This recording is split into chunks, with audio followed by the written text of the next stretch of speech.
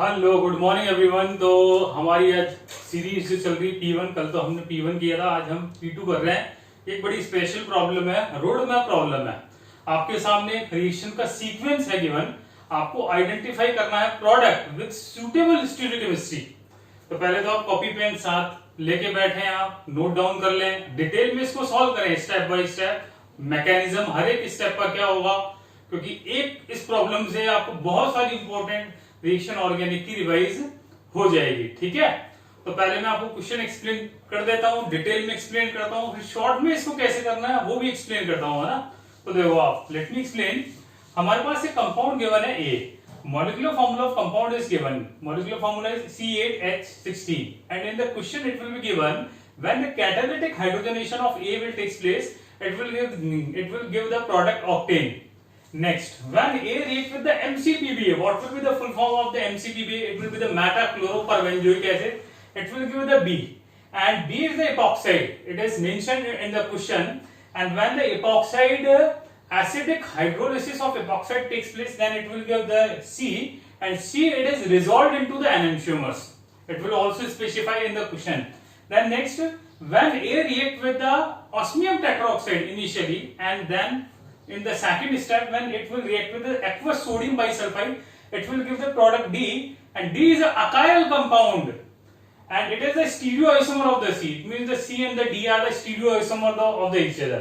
So you have to identify each of the product with suitable stereochemistry. It means we have to identify A, B, C and D with suitable stereochemistry. Okay, so solve the question, pause the video, then I will explain you the solution. Okay, so let me start. First of all, what do you mean by the achiral compound? First question is that achiral compound means the compound in which symmetry is present, either plane of symmetry or center of symmetry or both symmetry are present, is achiral. Achiral means it is optically inactive compound, and as we know, optically inactive compound are achiral compound, right? And next is A, molecular formula of A is given. So first of all, can you tell me how you will solve this type of problem? Tell me.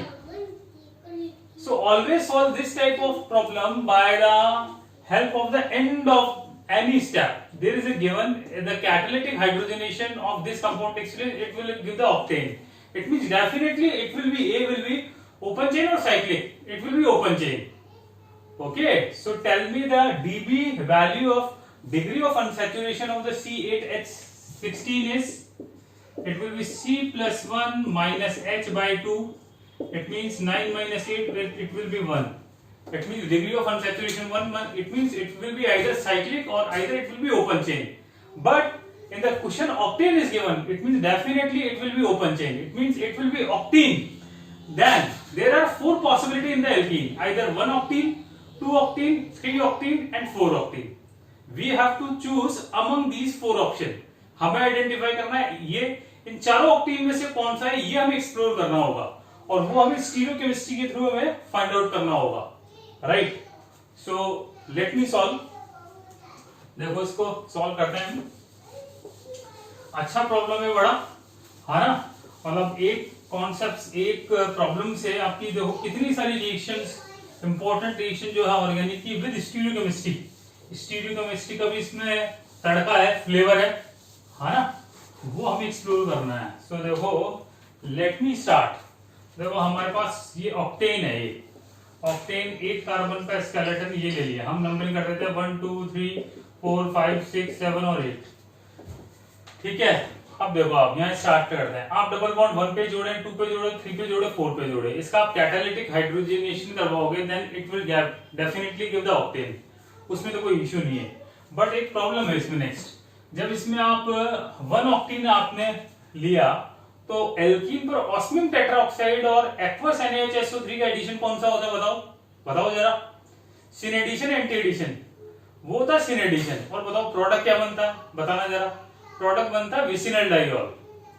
ठीक है, तो जैसे ही आपने 1 पे double bond attach किया ना और इसमें ऑस्मियम टेट्राऑक्साइड आपने ऐड किया, तो आपको प्रोडक्ट कुछ इस तरह का मिलेगा। आपको प्रोडक्ट ये मिलेगा, मतलब 1 और 2 पोजीशन पर अल्कोहल आएगा। और इसमें देखो एक सिंगल कायरल कार्बन है, और सिंगल कायरल कार्बन है, it means it will be optically active because symmetry is absent. जबकि क्वेश्चन में आपके पास गिवन है ये अकायरल होना चाहिए, तो अकायरल पॉसिबल ये नहीं हो सकता। इट मींस डबल बॉन्ड 1 पे पॉसिबल नहीं है, 2 पे भी पॉसिबल नहीं है, 2 पे भी सेम इशू आएगा, प्रॉब्लम क्रिएट होगी। 3 पे भी पॉसिबल नहीं है। 4 पे जब आप डबल बॉन्ड अटैच करोगे तो ये सारा question solve, game is over.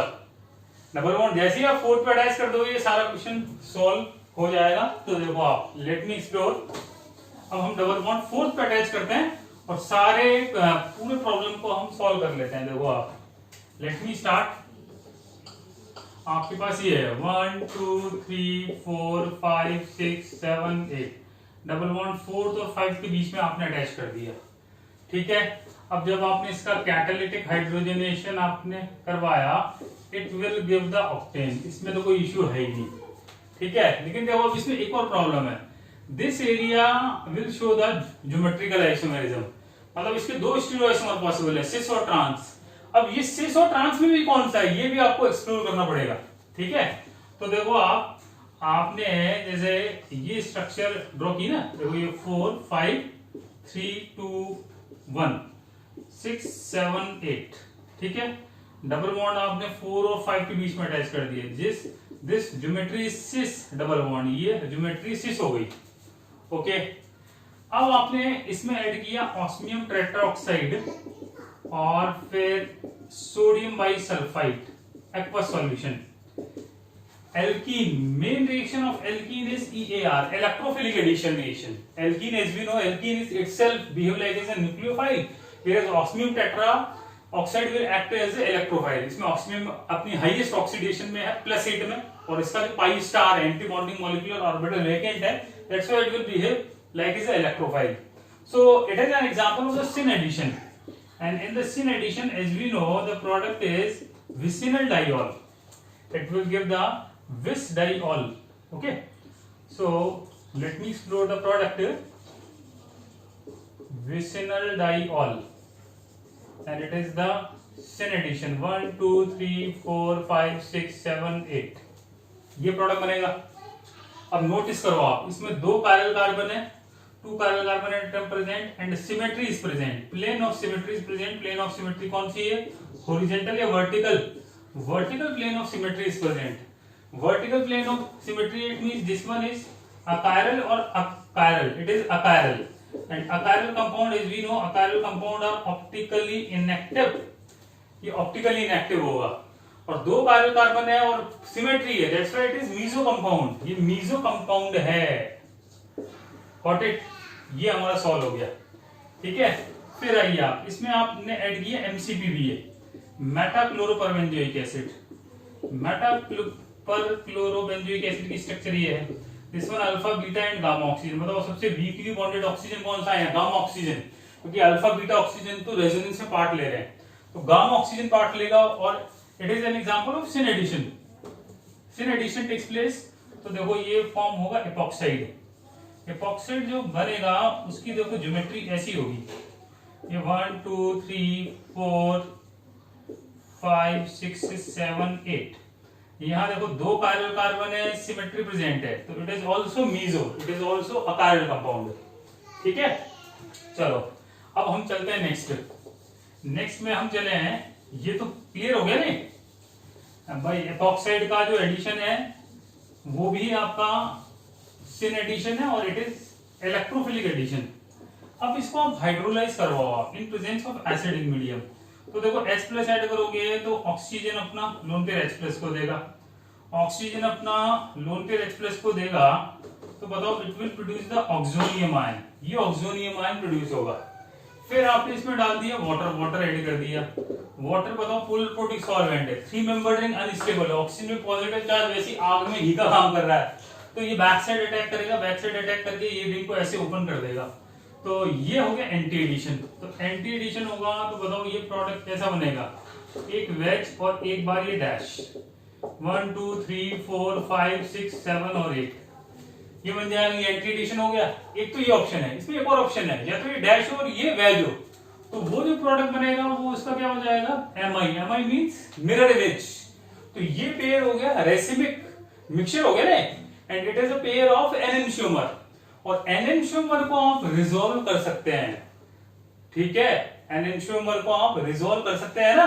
तो देखो ये प्रोडक्ट तो बन गया आपका डी, और ये आपका प्रोडक्ट बन गया सी, ठीक है, और इसको आप एनेंशियोमर में रिजोल्व कर सकते हो, और C and D are stereoisomer of the each other, क्योंकि ये मीजो है, ऑप्टिकली इनएक्टिव है, जबकि it is the optically active compound. अच्छा, स्टीरियोआइसोमर क्या होता है, जिनकी connectivity of the bonded atom will same, but arrangement of atoms और groups in the 3D space will be different. So these are the stereoisomers of the each other. तो देखो A is finally 4-octene, B हमने identify कर लिए, C identify कर लिए, D identify कर लिया। तो इस तरह से हमने सारे ऑप्शन एक्सप्लोर कर लिए, प्रोडक्ट बना लिया, मैकेनिज्म एक्सप्लोर कर लिया, है ना। तो देखो आप, बड़ा ही शानदार प्रॉब्लम है, आप इसको, इस वीडियो को अपने जितने भी फ्रेंड्स है उनके साथ शेयर करेंगे, वो आपको फीडबैक पॉजिटिव देंगे कि सर ने बहुत शानदार क्वेश्चन करवाया, specially highly useful for every student, what ever exam आपका कोई समय एग्जाम दे रहे हैं, IIT नीट या IIT जैम भी एग्जाम होता है, जो MSc के लिए होता है बेसिकली, उनके लिए भी हाईली यूजफुल है, क्योंकि सारी इंपॉर्टेंट ऑर्गेनिक की रिएक्शन मैंने इसमें कवर कर ली है ना। सो प्लीज आप like the video and subscribe. Thank you again, thank you very much.